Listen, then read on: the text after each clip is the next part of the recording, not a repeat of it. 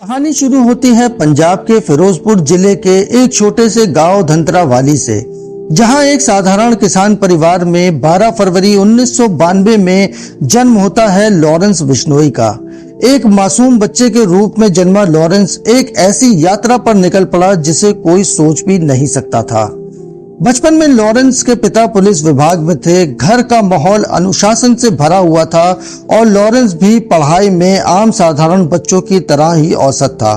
पर लॉरेंस अपने दोस्तों से थोड़ा अलग, शांत और गंभीर स्वभाव का था। अच्छा, यहाँ अब कुछ लोग सोच रहे होंगे कि बिश्नोई परिवार के लड़के का नाम आखिर लॉरेंस कैसे हो सकता है, क्योंकि लॉरेंस तो एक क्रिश्चियन नेम है। तो आपको बता दें कि लॉरेंस के माता पिता दोनों ही वेल एजुकेटेड, पढ़े लिखे थे। वैसे तो लॉरेंस एक क्रिश्चियन नेम है, पर लॉरेंस का अर्थ होता है एकदम साफ, चमकता हुआ। और जब लॉरेंस पैदा हुआ तो बेहद खूबसूरत और बहुत ही ज्यादा गोरा था। उसकी माँ ने यही सोचकर उसका नाम लॉरेंस रख दिया। पर उस माँ को क्या मालूम था कि जिस बेटे का नाम वो लॉरेंस मतलब सफेद रख रही है, उसके कारनामे इतने ज्यादा काले होंगे कि वो पूरे कुल पर दाग लगा देगा। और ये परिवार आता है बिश्नोई समुदाय से, तो उसका नाम हो गया लॉरेंस बिश्नोई। वैसे तो Lawrence nature wise smart, active और स्पोर्टी था, और उसके नेचर को देखते हुए उसके माता पिता को लगा कि वो एक स्पोर्ट्समैन बनेगा, खेल की दुनिया में अपना नाम करेगा, न सिर्फ अपने माँ बाप का बल्कि अपने देश का भी नाम रोशन करेगा। लेकिन लॉरेंस बिश्नोई जुर्म की दुनिया का एक ऐसा नाम बन गया जिसे कई राज्य खौफ खाते हैं, और कई राज्यों की पुलिस की उसने नाक में दम कर रखा है। एक स्मार्ट नौजवान कैसे देखते ही देखते एक कुख्यात गैंगस्टर में तब्दील हो गया कि जेल में होने के बावजूद जुर्म की दुनिया में उसका सिक्का चलने लगा। अब वो जेल से ही अपने काले कारनामों को अंजाम देता है। कुछ टाइम पहले सिद्धू मूसेवाला की हत्या और अब मुंबई के पूर्व मंत्री बाबा सिद्दीकी की हत्या के बाद एक बार फिर से लॉरेंस का नाम सुर्खियों में आया है।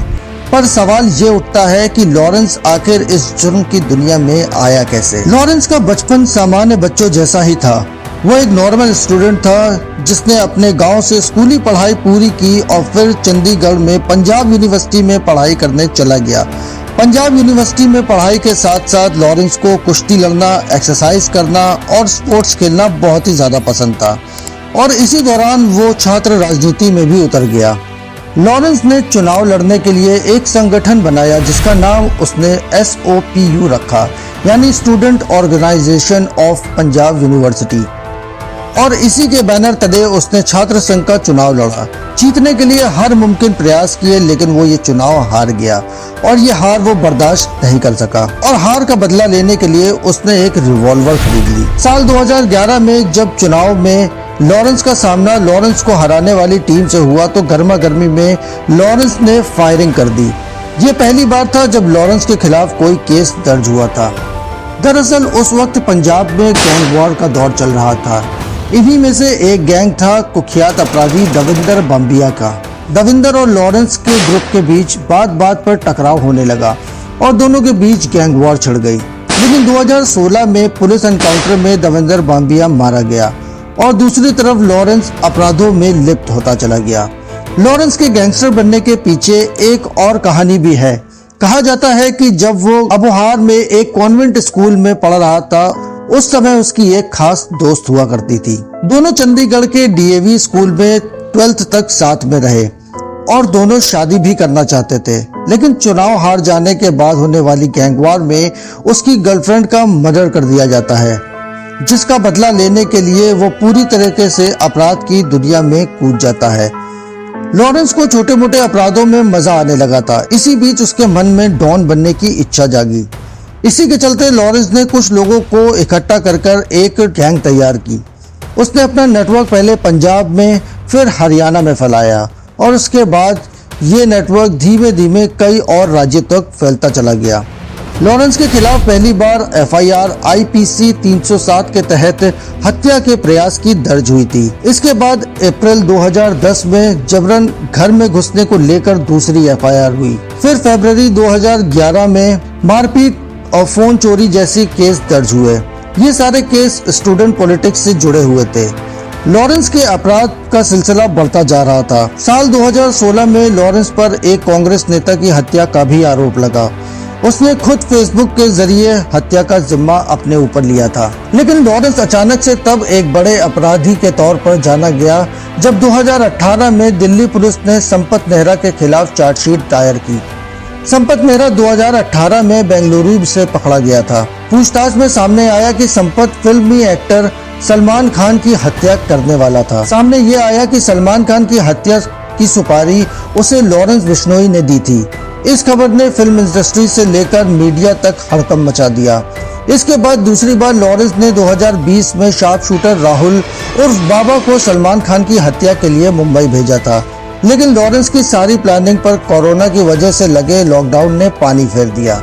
लेकिन लॉरेंस ने आखिरकार सलमान खान की सुपारी दी ही क्यों? माना जाता है कि लॉरेंस सलमान खान से बहुत ही ज्यादा नफरत करता है, क्योंकि सलमान को काले हिरण के शिकार के मामले में दोषी करार दिया गया था।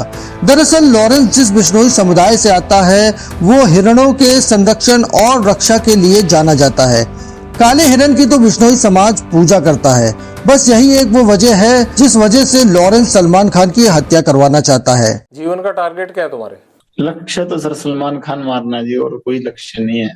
लॉरेंस बिश्नोई 12 अक्टूबर से ज्यादा ही सुर्खियों में है। 12 अक्टूबर 2024 की रात मुंबई में एक ऐसा खौफनाक हादसा हुआ जिसने मुंबई शहर के साथ साथ पूरे देश को हिलाकर रख दिया। एनसीपी के पूर्व मंत्री बाबा सिद्दीकी की हत्या करा दी गई और ये घटना हुई उनके बेटे जीशान सिद्दीकी के पार्टी ऑफिस के बाहर। बाबा सिद्दीकी को गोली लगने के तुरंत बाद लीलावती अस्पताल ले जाया जाता है, लेकिन डॉक्टर उन्हें वहां मृत घोषित कर देते हैं। इस घटना के तुरंत बाद ही हत्याकांड की जिम्मेदारी लॉरेंस बिश्नोई गैंग ले लेता है और इस हादसे के बाद हालात कुछ ऐसे बने हैं जिसने फिर से मुंबई में अंडरवर्ल्ड के खतरनाक साये को सामने ला दिया है। मुंबई जो पहले ही दाऊद इब्राहिम और छोटा राजन जैसे बड़े अंडरवर्ल्ड डॉन की कहानियों से घबराई हुई थी, अब लॉरेंस बिश्नोई के नाम से भी दहशत में है। पहले लॉरेंस दिल्ली की तिहाड़ जेल में बंद था, पर हाल ही में उसे अहमदाबाद की साबरमती जेल में शिफ्ट कर दिया गया है। पर क्यों? दरअसल साबरमती जेल को देश की सबसे महफूज और सुरक्षित जेलों में से एक माना जाता है। यूपी के डॉन रहे अतीक अहमद को भी सुप्रीम कोर्ट के आदेश पर इसी जेल में रखा गया था। लेकिन अभी भी दिल्ली और मुंबई की पुलिस लॉरेंस की कस्टडी के लिए प्रयास कर रही है, मगर उन्हें लॉरेंस की कस्टडी नहीं दी जा रही है। सवाल ये उठता है कि क्यों दिल्ली या मुंबई पुलिस को लॉरेंस की कस्टडी नहीं दी जा रही है। असल में होम मिनिस्ट्री ने सीआरसीपी की धारा 268 के तहत लॉरेंस के ट्रांसफर पर रोक लगा दी है। ये आदेश इस आधार पर जारी किया गया है कि लॉरेंस का जेल से बाहर आना या किसी और राज्य की पुलिस द्वारा पूछताछ के लिए जाना सार्वजनिक सुरक्षा के लिए खतरा बन सकता है। पर सूत्रों के हवाले से ये खबर सामने आई है कि लॉरेंस के कई राजनीतिक कनेक्शन भी हैं। कई बड़े नेताओं और अपराधियों से उसके गहरे संबंध हैं। ये भी कहा जा रहा है कि लॉरेंस के मामले में गृह मंत्री अमित शाह की भूमिका काफी महत्वपूर्ण है। शाह के निर्देश पर ही लॉरेंस की कस्टडी गुजरात पुलिस को दी गई थी ताकि उसकी सुरक्षा बनी रहे। एक थ्योरी कहती है कि इसके पीछे कोई बड़ी साजिश है। लॉरेंस का नेटवर्क इतना मजबूत और अंतर्राष्ट्रीय है कि उसकी कस्टडी से बड़े बड़े खुलासे हो सकते हैं, खासकर उसके खालिस्तानी समर्थकों और पाकिस्तान के आतंकवादियों से जुड़ाव के बारे में। पाकिस्तान में कल नहीं आज नहीं होगी, आज नहीं है, बाहर दूसरी जो कंट्री है ना उधर आज है, बाकी कल होगी। इन खुलासों से कई राजनीतिक लोगों के नाम सामने आ सकते हैं जो शायद सरकार के लिए अच्छा नहीं होगा। एक थ्योरी ये भी है कि लॉरेंस बिश्नोई को जानबूझकर गुजरात में रखा गया है ताकि वो वहां से सुरक्षित तरीके से अपने आपराधिक नेटवर्क को चला सके। उसके ट्रांसफर पर रोक लगाने का एक और संभावित कारण ये हो सकता है कि उसके दिल्ली या मुंबई जाने से उसके गैंग के अन्य मेंबर्स की सुरक्षा या पकड़ में बाधा आ सकती है। कैसे आ जाता है अंदर? बाकी साथियों के पास भी है, आपके सबके पास फोन है? नहीं, फोन सर दीवार के ऊपर से खिंचवा लेते हैं। पर इस सब के बाद लॉरेंस बिश्नोई का भविष्य आखिर क्या होगा? क्या वो कभी जेल से बाहर आ पाएगा या उसकी आपराधिक गतिविधियां यहीं खत्म हो जाएंगी? एक बात तो साफ है कि उसका नेटवर्क अभी भी सक्रिय है और उसके गैंग के सदस्य अभी भी अपराध की दुनिया में अपना दबाव बनाए हुए हैं। सलमान खान को धमकी, सिद्धू मूसेवाला की हत्या, बाबा सिद्दीकी की हत्या और पुलिस कस्टडी में रहते हुए उसके खुले आम आतंकवादियों से बात करना और नेटवर्क चलाना लॉरेंस को अपराध की दुनिया का एक बड़ा खिलाड़ी बनाता है। भविष्य में अगर लॉरेंस को कानूनी प्रक्रिया के तहत कड़ी सजा मिलती है तो उसके गैंग का पतन होना संभव है, लेकिन अगर उसका नेटवर्क ऐसे ही चलता रहा तो देश में अपराध की दुनिया में उसका नाम हमेशा जीवित रहेगा। ये देखना दिलचस्प होगा कि कानून की प्रक्रिया उसे किस दिशा में ले जाती है। लॉरेंस की कहानी एक कहानी नहीं बल्कि एक चेतावनी है कि कैसे एक साधारण व्यक्ति गलत रास्तों पर चलकर अपराध की दुनिया का बड़ा नाम बन सकता है, और साथ ही ये भी बताती है कि अपराध और राजनीति का संबंध एक देश के लिए कितना ज्यादा घातक साबित हो सकता है। दोस्तों, वीडियो पसंद आया हो तो वीडियो को लाइक और चैनल को सब्सक्राइब करना बिल्कुल मत भूलिएगा। मिलते हैं नेक्स्ट वीडियो में, तब तक के लिए सोचते रहिए कि लॉरेंस बिश्नोई ने जो रास्ता चुना वो सही था या गलत।